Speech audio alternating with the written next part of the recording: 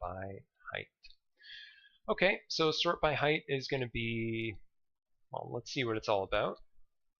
And I guess we might as well start by reading out the description as we normally do.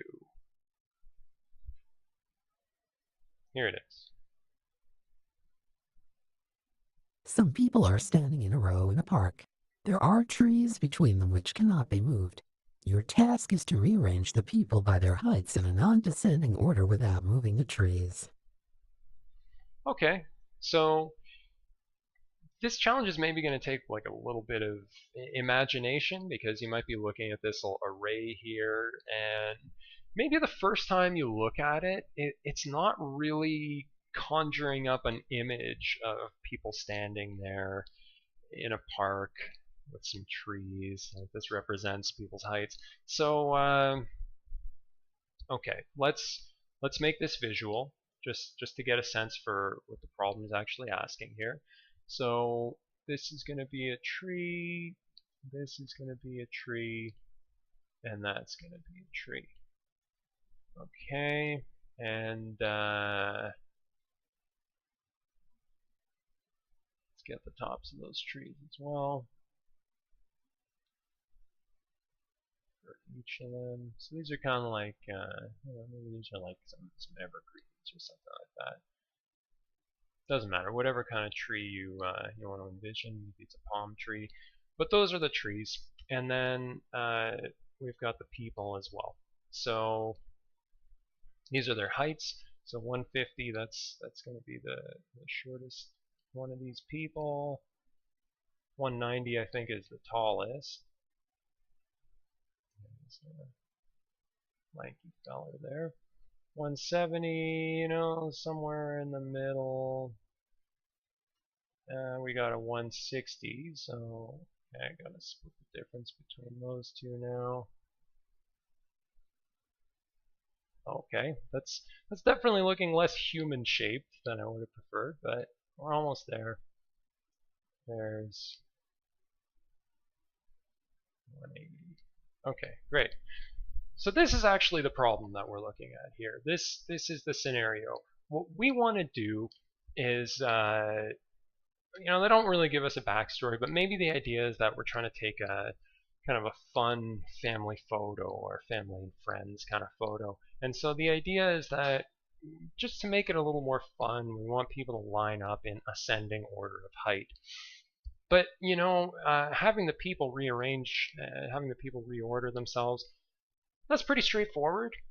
Having to uproot and replant the trees would be a lot more work, so we're going to maybe not do that.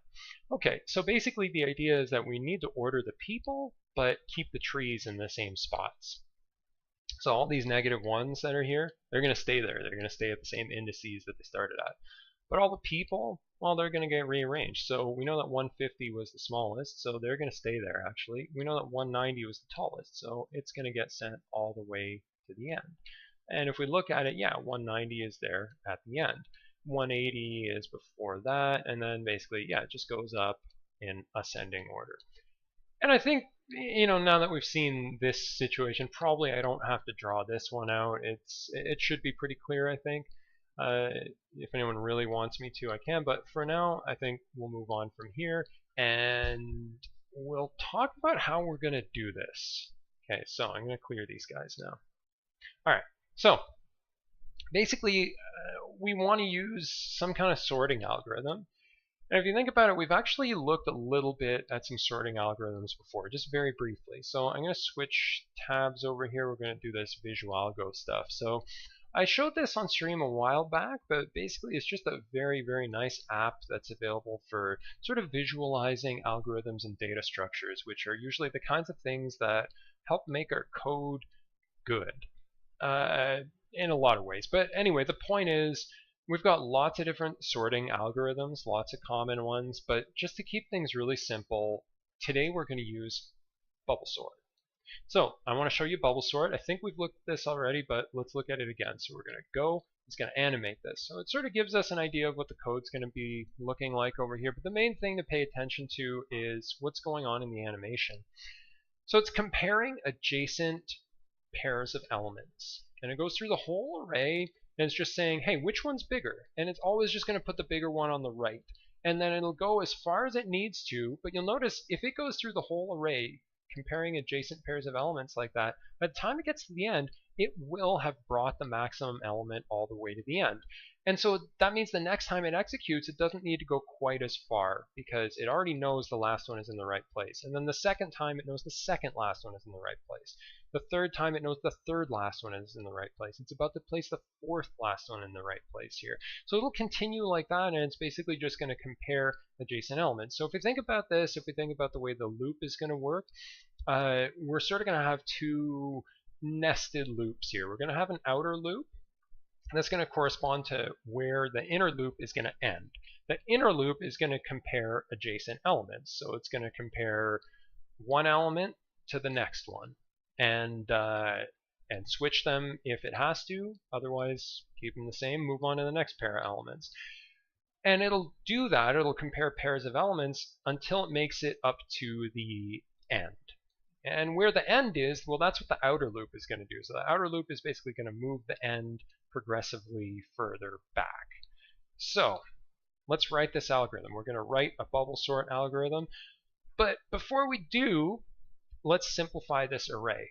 So I'm going to say A is assigned the value of A.filter, and the filter is going to take x to x is not equal to -1, and then we're going to return A. So basically I'm modifying A in this case. I'm changing our array, and specifically I'm filtering out everything that was a -1. I'm basically uprooting all the trees. And the reason I'm doing that is just to simplify the array for now. So we're going to build our search algorithm, our sorting algorithm. We're going to build it just on this array to begin with. We're just going to deal with the people themselves, not the trees. Okay, so great. That's what A is. All right. So then let's get started with this. So we'll say for let end be assigned the value of A.length. End is greater than 0 and minus minus. So like we were saying, the end point here, it's going to start as basically the very end, then it's going to move in, move in, move in, move in. So that's basically the idea here. Okay, so that's the end, but then within this, we actually want a loop that's going to have I starting at 0, going all the way to end -1. And the reason I'm saying end -1 as opposed to just end is because we're comparing A at I with A at I plus 1, right? So basically, let's see. We'll say let j be assigned the value of I plus 1. First of all, so j is going to be like the next index. That's why I wanted to do n -1, just so that j can be the next one, so that I and j are both less than n. Okay, great. So we've got I, we've got j, and we basically want to say, well, if you got to switch them, switch them. So we'll say if A at I happens to be greater than A at j, well, then that's going to be a problem, and under that circumstance, we're going to want to switch these guys. So we could do something like A at I is assigned the value of A at j, and A at j is assigned the value of A at I. Great. And so that's doing an in-place sort. It's not creating a new array of sorted values, people, heights. It's not creating a new array for that. It's keeping the same one. So I'm just going to do return A, and we'll see what we get from that. And it should basically be, oh no. Okay, so what I was expecting was 150, 160, 170, 180, 190. But somehow we got a bunch of duplicates of 160 in here. How'd that happen? What went on here? So, well, it was this. There's kind of this sneaky thing here where I'm saying, well, A at I is assigned the value of A at j. And then A at j is assigned the value of A at I. But the thing is, A at I has already been reassigned to be A at j. So we're basically just saying A at j is A at j. So we need to store this value. We need to say something like let temp be assigned the value of A at j. Or let's make it A at I, because that's the first one we're overwriting. And then since A at I has already changed, we wanted the temp value. So we'll do something like that. We'll run that, and we'll see if that works a little better. It works a lot better. So we've got 150, 160, 170, 180, 190. It's what we're looking for. It's going up in ascending order of heights. That's great. That's what we're looking for. So that wasn't too bad, right? We basically have our bubble sort all worked out here, and that'll sort these values for us. Not too bad. Okay, great. But there's just one problem. I mean, this isn't what it's asking for. It wanted to know all of this. We need to put the trees in there. So we're not going to do this. We're going to cut this line out. We're not going to take out the trees. We're going to keep the trees in there. And if we try to run this now, we're going to run into a problem, which is that it's going to be uprooting the trees. So it's going to put all these negative ones at the beginning. Okay, so basically what we want to tell it to do is skip the trees. So if you find that a at I is equal to -1, then basically do nothing. So we only want to do this stuff under the circumstance that a at I is not -1. Okay, and then that should work a little better because we're basically just skipping the trees. If you're a tree, sorry, but you're going to get skipped. Okay, so we'll run that now. And is that working? No, it's not. That seems kind of weird because, wouldn't we think that if we're skipping the trees here, that, like, it should work? Well, no, there's still an issue with this. And the issue is that we're only checking if a at I is a tree. We need to be checking for a at j. And the problem here really is, at some point we want to be comparing these two values, the 170 and the 160. Keep in mind, if I is the index of the 170, I plus 1 is not going to be this 160. It's going to be the one right next to it. So I plus 1 is not necessarily the value we're going to be looking at here. We need to sort of increment j until it's no longer a tree. So we'll say well, first of all, while j is less than n, because we don't want it going too far, and if a at j is not a tree. So, or actually, if it is a tree, because if it is a tree, we basically want it to just keep iterating, keep increasing j. There we go. And will that work? Well, my one concern is, what if j does get to the end? So maybe we'll put in another if. We'll say if j is still less than n, then under that circumstance, we'll do this if thing, which is basically the part that's actually having us switch our elements if necessary. So there we go. We'll close that up. And does that work? Ooh, yeah, it does. Okay, so that's a nice algorithm. I think that's pretty cool. We're basically using bubble sort. We're writing it ourselves, and we're going through the array, and we're rearranging when we need to, and we're skipping when we encounter a tree. So that's pretty cool. I like this algorithm a lot, actually. So we're going to go ahead and submit this one. We'll see if it actually works for all the hidden tests. And oh, yeah, it does. Okay, so of course, great feeling. Thanks for being here to experience this. But, maybe we're not done. Maybe we want to do some other stuff here. Maybe you're looking at this and you're thinking, well, does it really make sense for us to be rewriting this bubble sort algorithm when there's clearly already a built-in in JavaScript for sorting an array? I mean, we've done it already. We've used .sort before. So maybe we could just use .sort for this one. I don't know. It's kind of hard to say because we have these -1s in here. So maybe we'll have to do something a little more slick than that. Is there an easy way that we can tell the sorting function to sort of skip over this thing?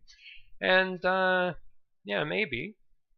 So we'll see.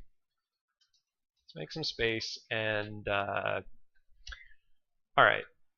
So we could do something like this: a.sort and then return a.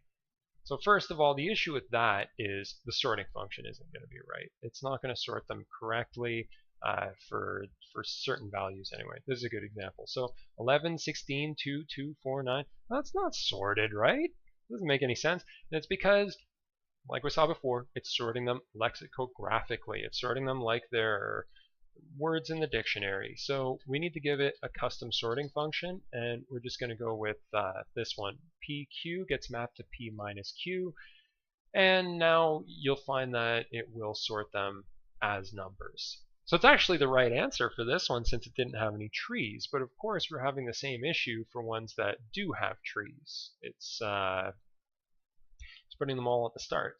So it's kind of funny that it's passing 2 out of the 3 visible tests. I think if we were to submit it, we'd find that it's going to fail a lot more of the hidden ones. Right, so those 2 that we saw are the only 2 that's going to pass. Geez, guys, 5 tests? Don't you think that's not very many?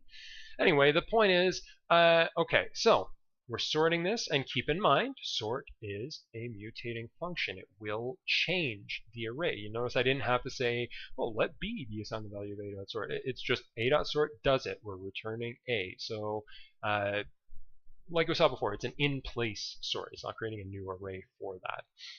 Okay, so we've got this now, but we sort of have this issue with the ones.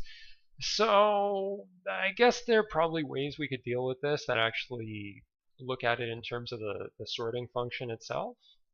Like maybe we could sort of integrate some of this stuff over here, like some of these ifs, like the while and stuff like that. Maybe we could integrate some of that stuff into our sorting function, but I don't know. I mean, the thing is, the sorting function is only talking about the actual elements. It's not telling us what the indices are, so I don't know if there's a way we can get those indices. I mean, hey, look, if anyone has any suggestions on that, I'm for sure open to them. But for now, we're going to do this in kind of a sneaky way, actually. So we're going to start this by saying const, no trees is assigned the value of a.filter x gets mapped to x is not equal to -1. So that should give us no trees, basically the array that has no trees in it. And let's say no trees is the thing that we're sorting and eventually returning. So now we should just get, great, what we had before. 150, 160, 170, 180, 190. Okay, great. That's what we're looking for. But the problem is that we need to worry about these trees here. So I'm going to do this in, I don't know, this might seem like a silly method to you. I think it's actually kind of charming in some ways, but we're going to loop through this. So basically what we're going to do is we still have A, right? Like just to show you, actually let's do a console log so we can see both of them. So I'm going to console log A, and then we're going to return no trees, and we're going to see what happens there. So notice no trees is this, and then A, it's still what it was in the beginning. So we haven't really modified A at all.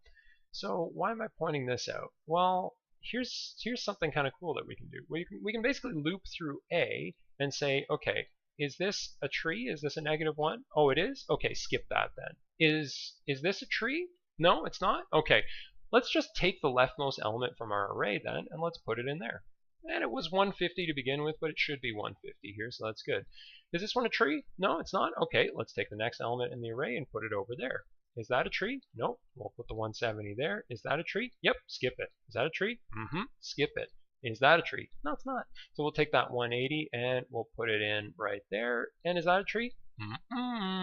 So this 190 is going to end up right in there. And notice, this would give us -1, 150, 160, 170, -1, -1, 180, 190. In other words, it would give us this, which is what we want. Okay, so that's sort of the sneaky way we're going to do this. We're going to loop through the array, let I be assigned the value 0, I is less than a dot length, I plus plus, and then inside that, we're just going to say, well, if A at I is not a tree, then we're going to say reassign A at I to being no trees dot shift. We saw unshift earlier. We found that unshift was something that put a value onto an array from the left. So shift is going to take it out from the left instead of pop, which would take it out from the right. Okay, so let's see if that works. No, it didn't work because we're returning no trees, and we've just emptied no trees. So let's return A. That's what we're actually trying to return. Return A, and look at that! It works. It works. And like I said, it's kind of a silly way to do it. I think it's kind of interesting. It's kind of neat. but it's kind of cool. You know, the code's not as long as the other stuff down here. So ATD, you found skipping the specific indices the hardest part of the problem.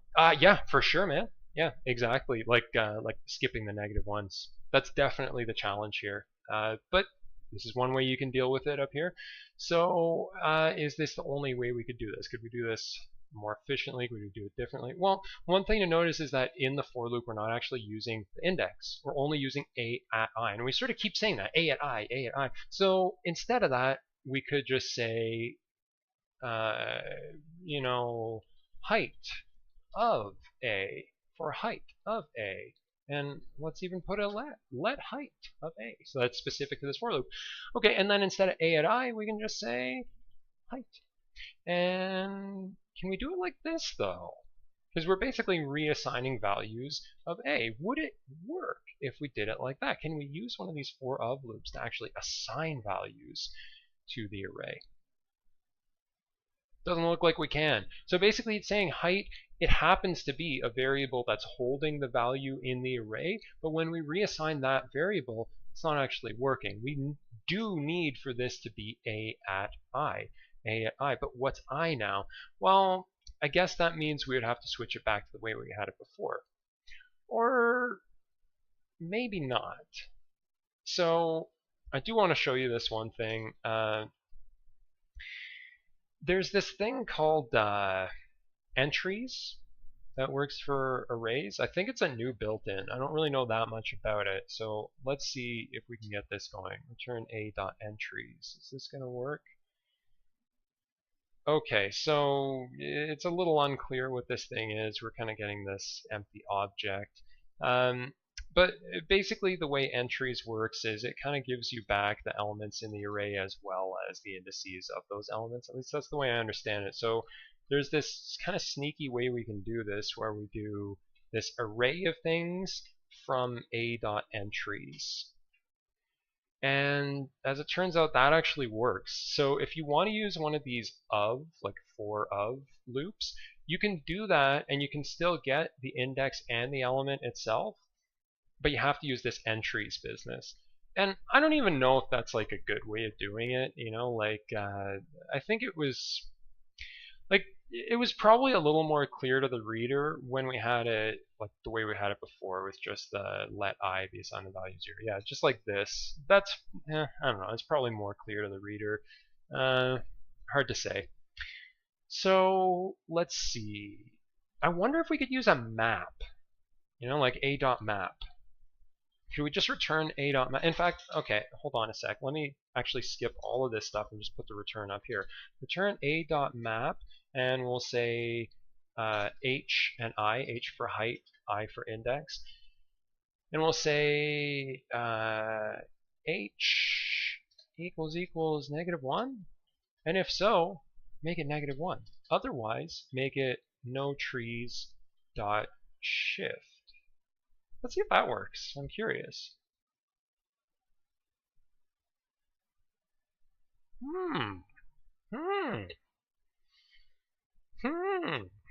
Well, that's pretty neat.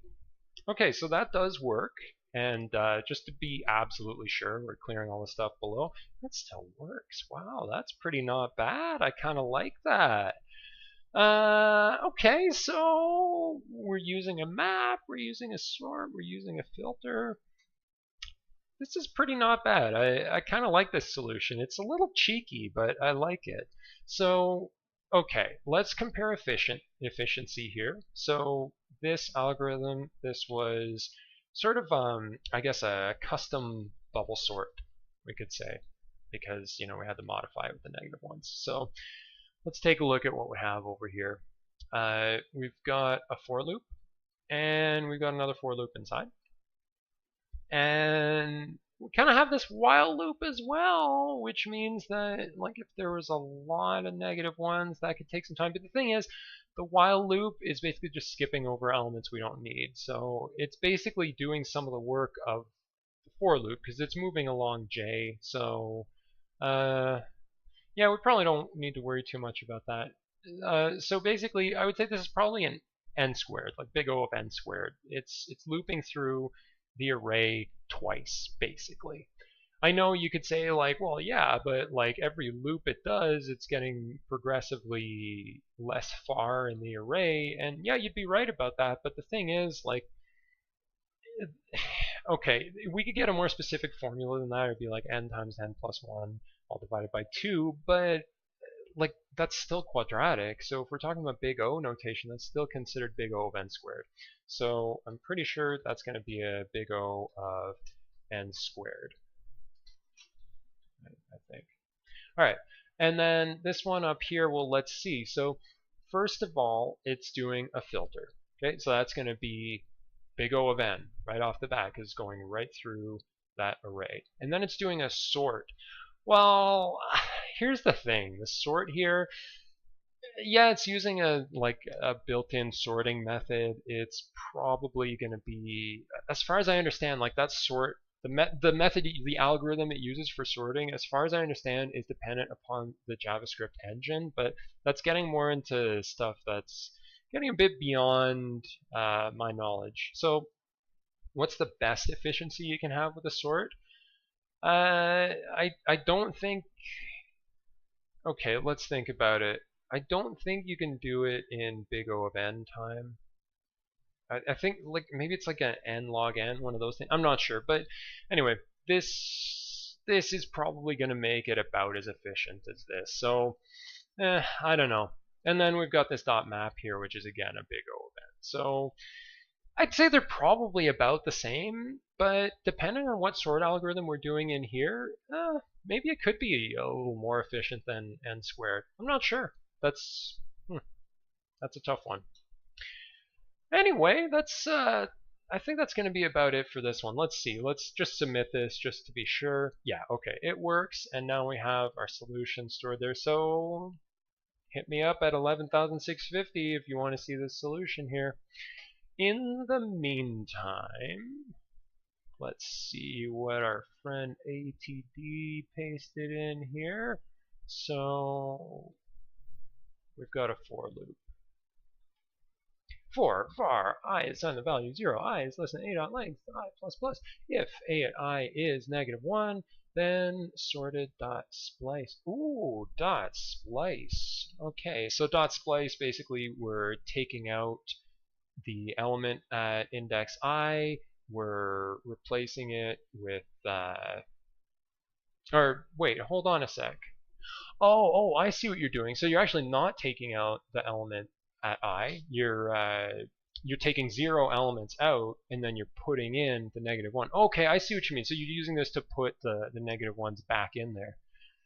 Yeah, that's kind of cool. That's So we sort of had like opposite methods then, right? Because your method is basically you sort the things and then you put the -1s back in. Whereas for mine, I was kind of saying sort the things and then put the sorted elements back into the array that has the -1s already. So that's interesting. I guess the efficiency. I guess the efficiency might depend on like how